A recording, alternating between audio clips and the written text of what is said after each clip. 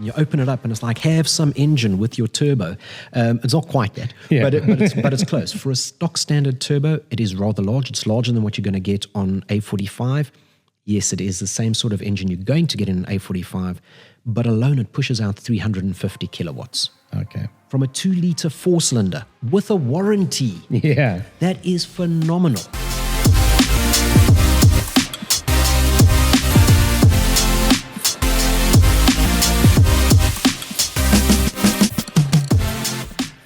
Welcome to AutoTrader Podcast. My name is Chad Lookoff and I'll be your host for the week, and I am joined on the couches by Ryno Furi. Welcome. Thank you. Motoring content producer. Yes, and I'm still trying to figure out what the difference is between content producer and content creator, because the SMSs at the end of the month are pretty much the same. Well, I call the shots and you just have to do it. Okay, so I'm jumping through hoops. Probably why I'm in the left-hand seat this week. All right, well, welcome to the show. We have a little bit of a themed show where it is 4-pot performers, because all of the vehicles that we're going to be discussing here have one thing in common: 4-cylinder engines. Yeah. We're going to start things off with Hot or Not, where we're going to be discussing the new Toyota Hilux GR-S, the third iteration of that.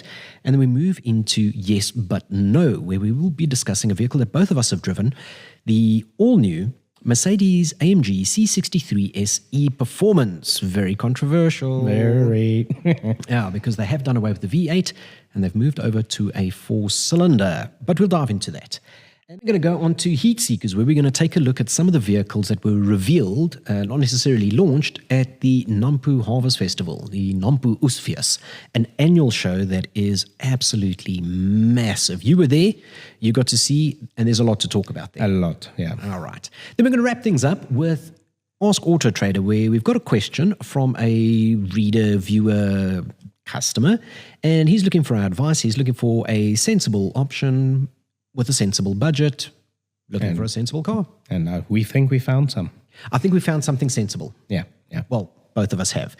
But we're going to kick things off with the Toyota Hilux GR-S. So that launched last week. It is under embargo, so we can't discuss opinions, but we can give you the facts and figures because the vehicle is on sale right now. We're not going to talk about the price just yet. We're going to talk about some of the specs. We can give you the specs because it's available on the Toyota website. It's available on showroom floors. You know, you could climb into it and develop your own opinion. I'm just not allowed to give you an opinion on it. Just yet. Just yet. It will come. Just from the face of it, it looks incredibly aggressive. They definitely have beefed up the appearances of it. So the way that the GR hierarchy works is right at the top of the pyramid, you have GR-MN. Then below that, you have GR products. So GR Corolla, GR Yaris, GR Supra, and GR86. They performance orientated. There's engine work, suspension work, body work, all that type of thing. Below that comes this. Okay. GR-S. So you can get it in, you can get a GR-S Fortuner, you get the GR-S Land Cruiser, you get GR-S Corolla Cross even. That is the most affordable Toyota product that you can climb into that carries a GR badge. So this, you must think of it along the lines of Renault's GT line, Mercedes-Benz's AMG line, and BMW's M Sport. It's not a bespoke M vehicle, it's just an M Sport. It looks sporty, but the engine is largely still stock standard. So it still runs the 2.8-litre GD6, 165 kilowatts, 550 Newton meters. Okay. But now I can see from here, like you've got like these big wheel arches. Yeah. You've got like a new front grille, some bumpers, skid plate, etc. that's happening there. But underneath all of this like strong appearance, did they actually change anything mechanically from a standard RS, for instance? So that's probably the nearest correlation that you're going to pull is with like Legend RS, and they have. So this one has a reworked suspension, and this is now the first time that they've sort of genuinely tackled the suspension. And in the corners, you're going to find a set of dedicated KYB monotube shocks that have been designed and tuned specifically for the Hilux. It increases the ride height by 20 millimeters. So it rides a little taller. It's also got a wider front track and a wider rear track, and that is complemented by disc brakes on all four wheels. Okay. You get red calipers, and then, of course, all-terrain tires. So it comes out with these all-terrain BF Goodriches. Toyota apparently had to jump through hoops to get these homologated so that they could still give the warranty. And that's what a lot of people don't think of. They're like, oh, you can just slap a set of wheels and tires on a vehicle. No, actually, believe it or not, the wheels and tires that it comes out with is what it's been homologated with, and it's what it's been tested with. And yeah, they could actually void your warranty if they don't like the wheels and tires that have been fitted to your Hilux. So this is factory fit, and you don't need to worry about it. But I mean, those wheels are sexy, actually. They are. They're also bespoke to the GR-S3 is what they're calling it.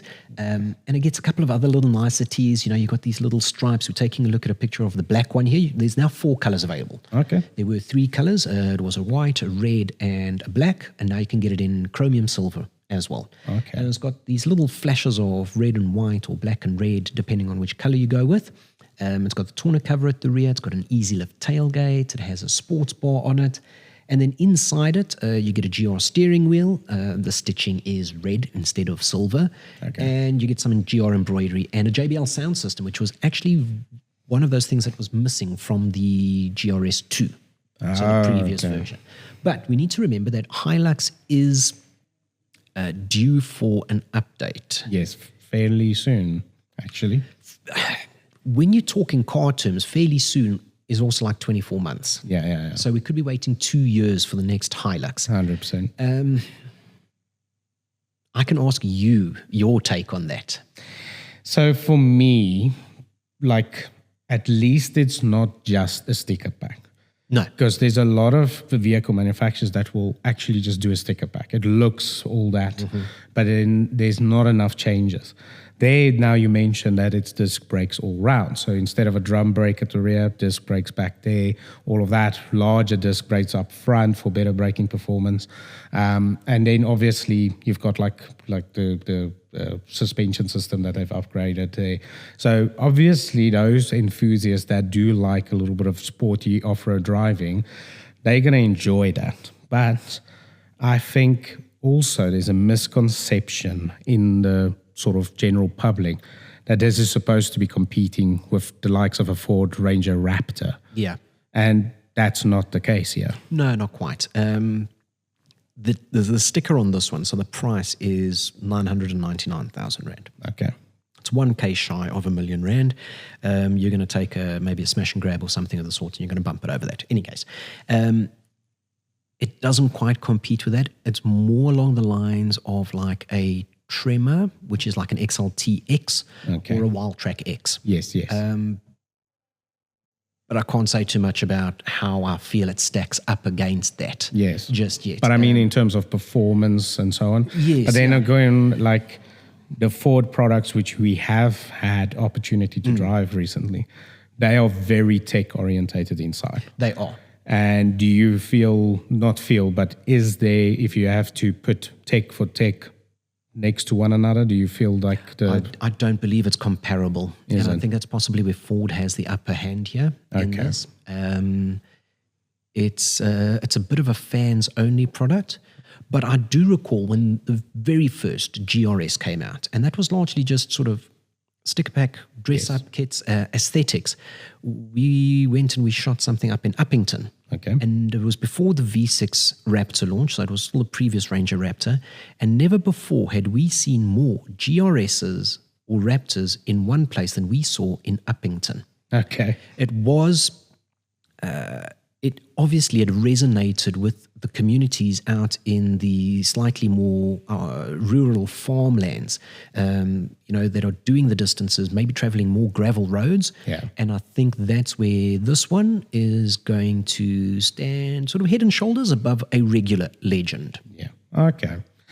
So, like you said, it's got a 2.8 GD6 motor, so pretty much 6-speed automatic, the whole thing. But now on that, like there's a 4-cylinder in a performance bucky, but now there's another 4-cylinder vehicle that has sort of stolen a lot of the headlines recently. Yes, and it's one that both of us had the opportunity to drive. You a little bit more at pace, and that is obviously the Mercedes-AMG C63 SE Performance, as you can see there.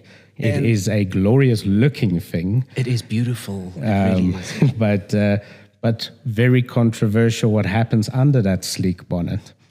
It is. Okay, so now, embargo, there is no embargo on this. Yeah. So now I can give opinion. All right, Yes. here we go. Strap in, folks. This one's going to get entertaining.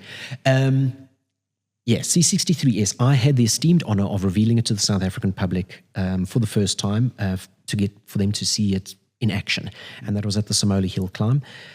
I managed to finish second in class and fifth overall in the street car category, which is pretty high accolades for somebody who's never been up the hill. To just put that in perspective, because fifth place overall is that's great.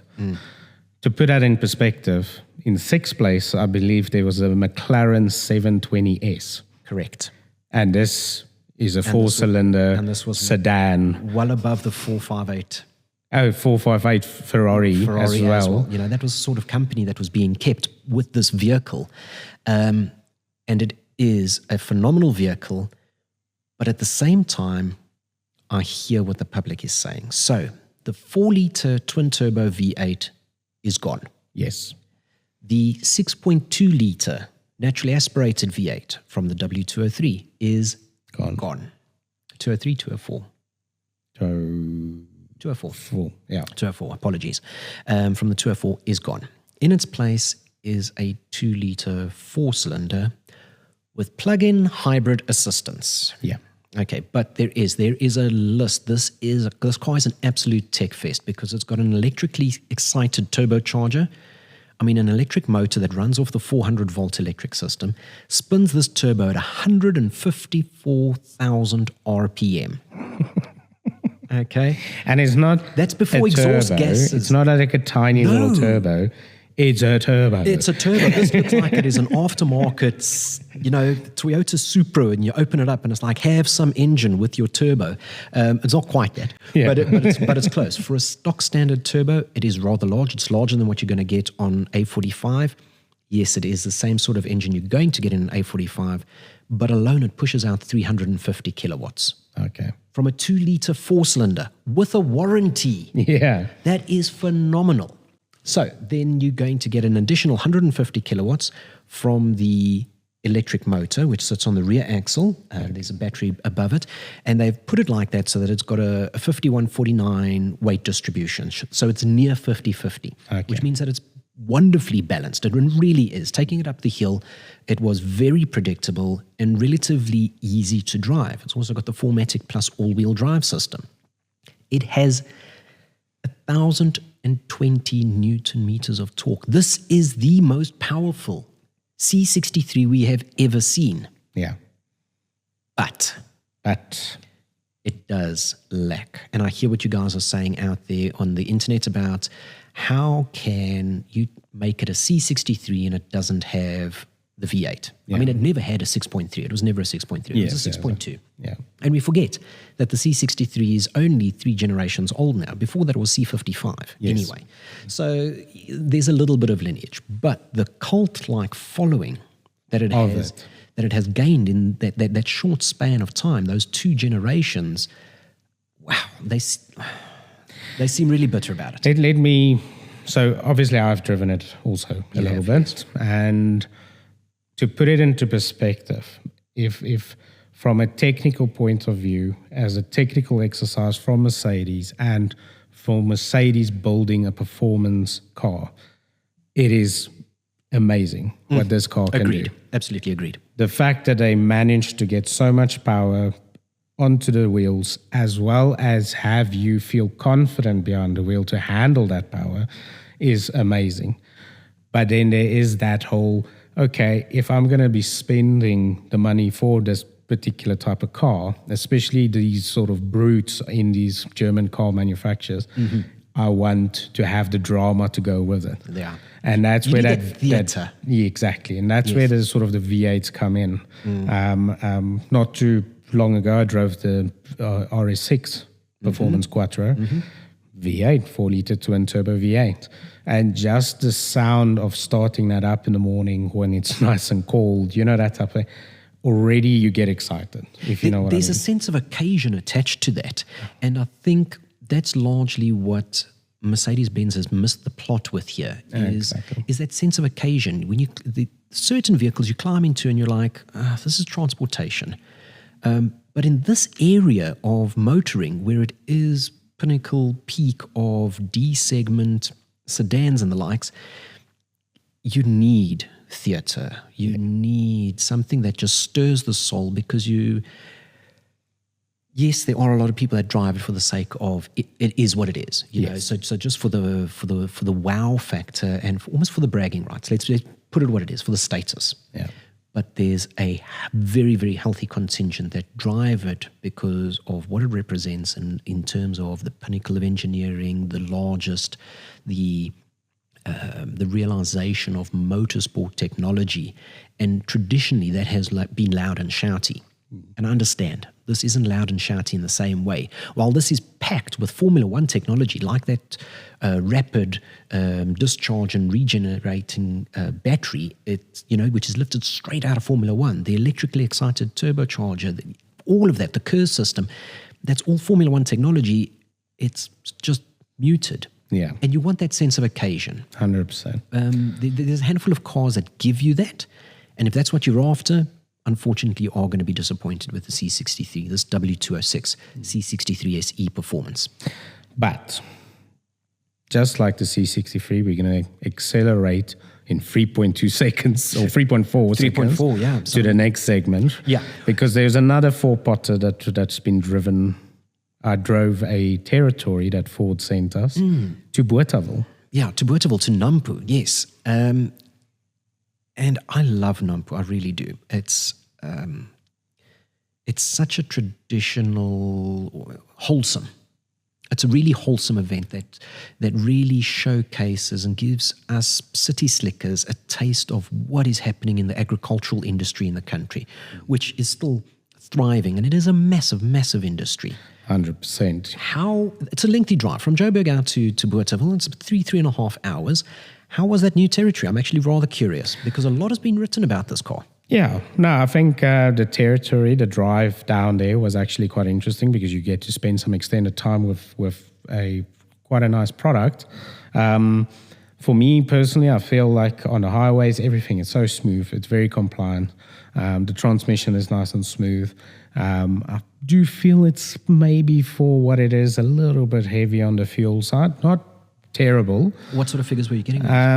Well, realistic highway back and forth was 8.1 liters per 100 kilometers, which I feel it could dip under 8, and then it would be like, okay, great. This is. You'd love to see sort of 8s, mid to high 8s, anything sort of in the 8s in the urban commute, and then you'd like to know that if I sort of drive this nicely, especially for the size of the vehicle, it's not a small vehicle, but it's also not overly large. No, it's not massive. It's not Everest or anything. It fits in between a Puma and an Everest. So, think Cherry Tiggo 7. Tiggo 7. Those stuff. We're going to get to that in a bit. But yeah. And then you'd like to see sort of like 6s maybe. Yeah. But otherwise, very well spec'd, even in the train that I drove, which is pretty much a mid-tier spec. Apple CarPlay, Android Auto, all of that, nice creature comforts. But it's not that drive. We'll talk about territory when we get even. When we dive into it a little more. Little more. All right, but we'll do that. Ford invited us to Nampo, and we arrived, and 2 cars that quickly stood out on the stand was the new Ford Tourneo and Transit. So obviously the Tourneo is the bus, so people carrier like that.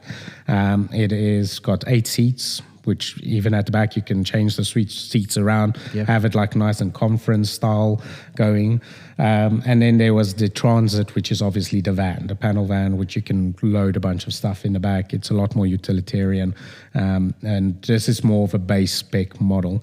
Both of them also... a bit of a workhorse, really. Really. You're going to see this one with company branding on the side and the likes. 100%. Yeah. But don't mistake the fact that it's a base model, that it's like not at all well specified. Like inside this base model, the center screen is a 13-inch touchscreen infotainment system with Apple CarPlay, Android Auto, all the likes. So your company driver is going to have all the comfort, all the distractions he needs. all the distraction he needs, but he's going to have a nice and clear big map on the center. And no excuse, to get lost again. Yeah. Exactly. Or to hit and then in front of the driver is an 8-inch digital instruments cluster and all of that. And they all, even that base model came with cruise control, all of that's for the highways and etc. So incredibly well specified for what it is. Definitely, yes. That I think it was 692,000 for the Transit, which is the panel van, and in base spec. And then the Tourneo was a trend model, so it's sort of mid-tier again, and that was 999,000 rand. Both of them also 2-liter diesel motors, 100 kilowatts, 360 newton meters of torque. The Tourneos come with an 8-speed automatic transmission, whereas the Transit has a 6-speed manual coupled to it. So yeah, but it was actually very impressive. And obviously, if you think agricultural, like that Transit was just drawing all the attention because everybody was just like, okay, how much loading space? Well, it's largely a very commercial show as well. So you're going to see a lot of truck trailers. It's not just agriculture, and when you say agriculture, you think, it's just combine tractors, harvesters and. Trust me, there was plenty. No, there were. But like trucking and transportation and that. So it's a bit on the commercial side as well. And this really, for those, especially those that are running businesses from their farms and the likes, that Transit makes perfect sense. 100%. It does. But then I took a stroll. Where did you end up? I walked around and I got to Mitsubishi's sort of nice display. And I found the new Triton there, which was quite interesting. Pre-launch, because we were like, what is this? We haven't seen this ever. When are we expecting to see that? They didn't have official dates or any figures or anything for us. Like we were like trying to get them. That's a little bit later. Anyway. We'll get to that, yeah. Yeah, we'll get to that one. Sorry. But yeah, no, so they didn't give any official dates or anything like that just yet. But we do expect it a little bit, maybe fourth quarter of this year. Yeah. But there was also a nice little compact crossover, which Mitsubishi has the ASX, but it's not anymore going to be as a ASX. replacement for it. Complete new replacement for it. It doesn't have even that shape, that sort of sporty back shape. Yeah, sport back, yeah. It's actually just, it almost looks Hyundai Venue like. Okay. Right, I believe it was called the Outlander Sport. Okay, so they're taking Pajero and they've got Pajero Sport as sort of like the softened up version of it. Yeah. And if they're taking Outlander, which is sort of like a bigger sort of, I believe it's a 7-seater. Yeah, the Outlander is a 7-seater. Yeah, sizable thing.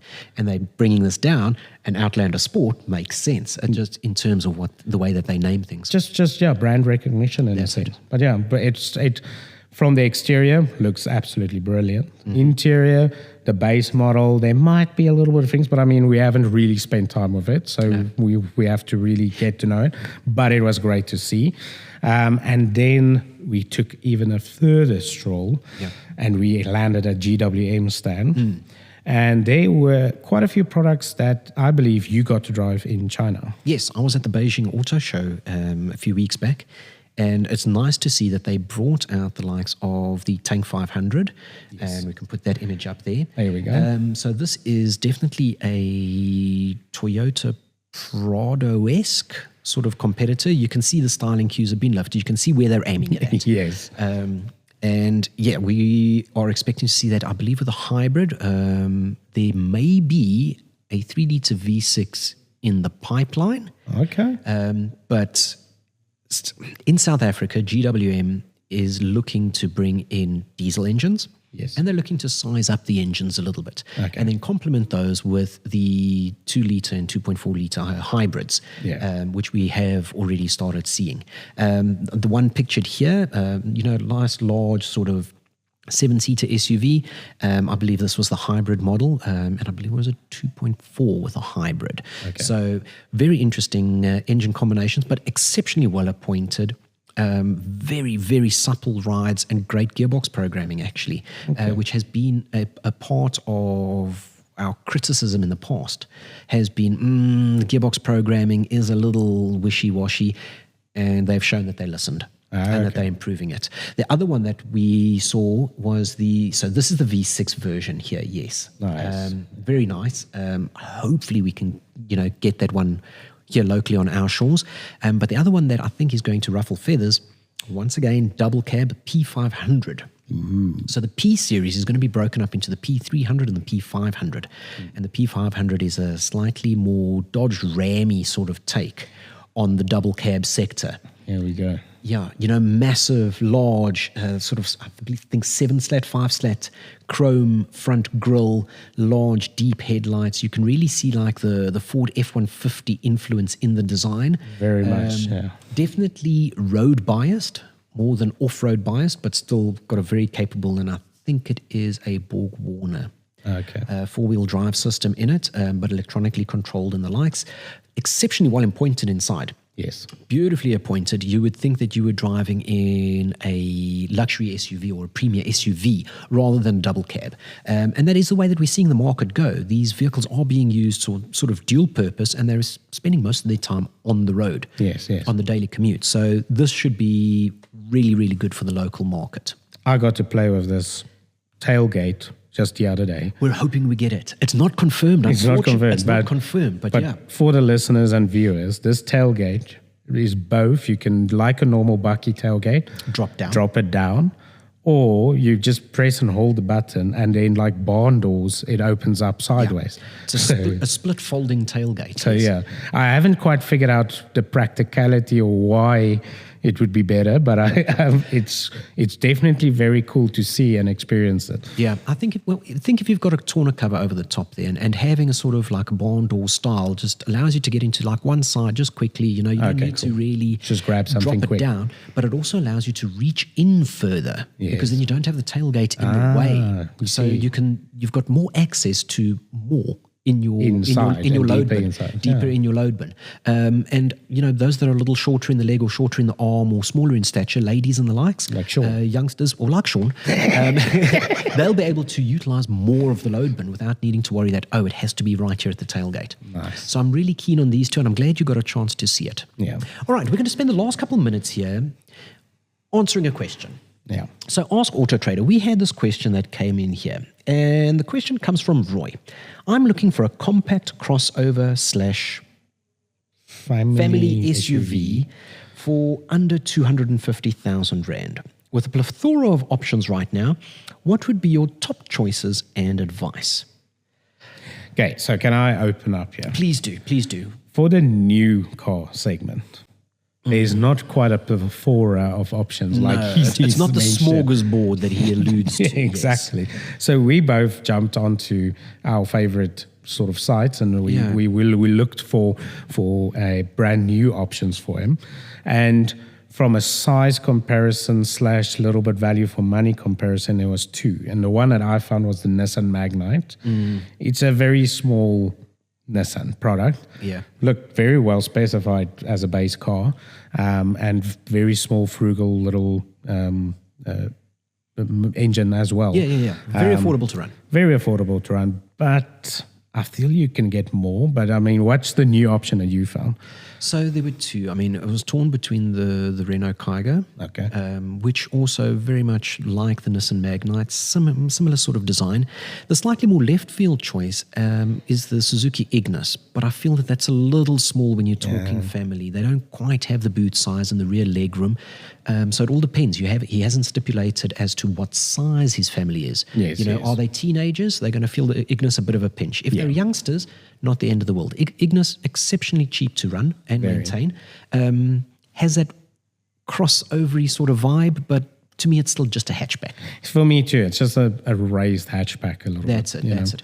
So I would highly recommend taking a look at pre-owned. 250,000 Rand, unfortunately, doesn't buy you much in the new side, but on the used side, there were like 5,000. Over 5,000. Over 5,000 options on the AutoTrader site when we just selected a SUV body style and a price cap of 250,000 Rand. 5,400 and something options. 100%. And I was... So I thinned it out a bit. I thinned it out. I then went to, like nothing more than, let's say, 2 years old. Okay. Because then you don't mind it. There's a balance of warranty, there's a balance of service plan and the likes, and you're going to get something relatively new. So that's where I sat. It was no older than a 2022, price cap of 250,000, and I still had about 300 options. That's pretty cool. I didn't even fin it out. I just went straight 250,000 rand cap SUV, and just started going through the tabs and running through. My model wasn't too old either.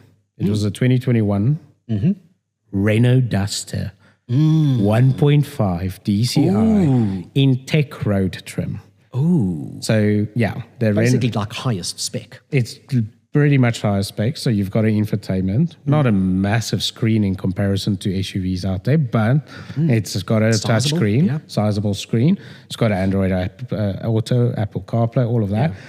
The favorite part for me about this, and this is something I think I've told anybody that's sort of looking in that segment. Anybody that'll listen. Yeah, anybody that will listen. The favorite part of this car is that 1.5 DCI. Absolutely, I agree. What a magic engine. It is so frugal, this car. It's insane, actually. Can you find them in auto at that price point? Yeah. Okay. You can, but like obviously you might need to drop another year or so. Okay. In terms of, can you find it in 4x4?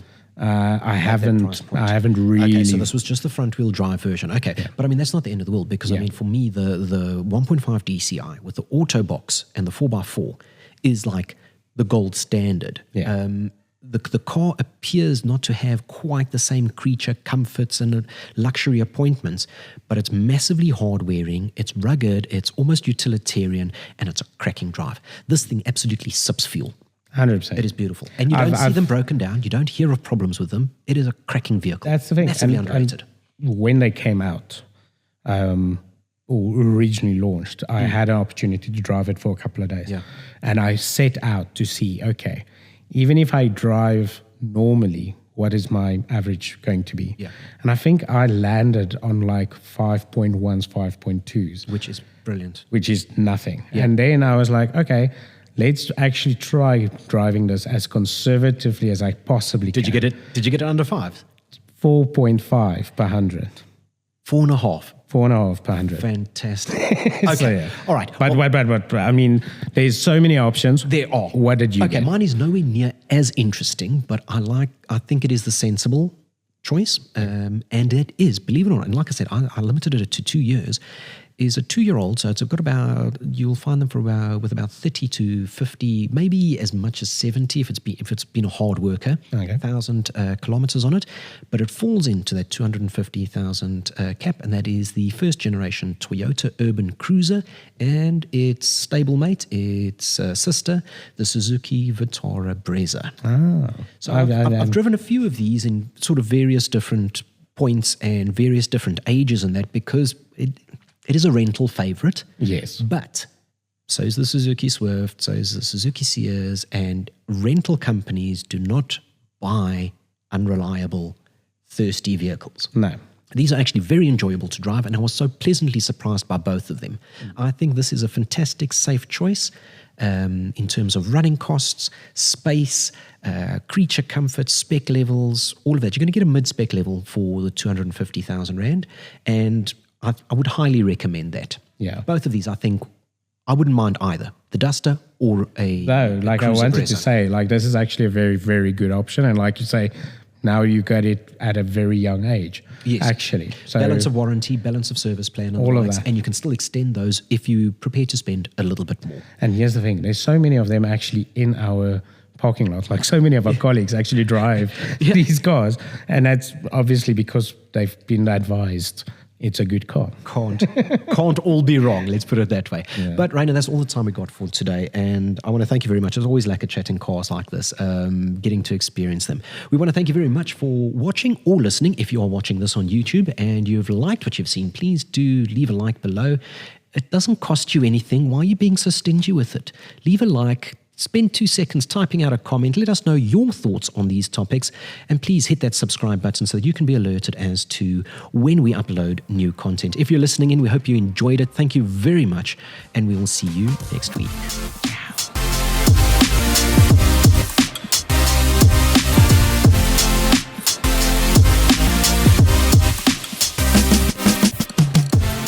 Search AutoTrader.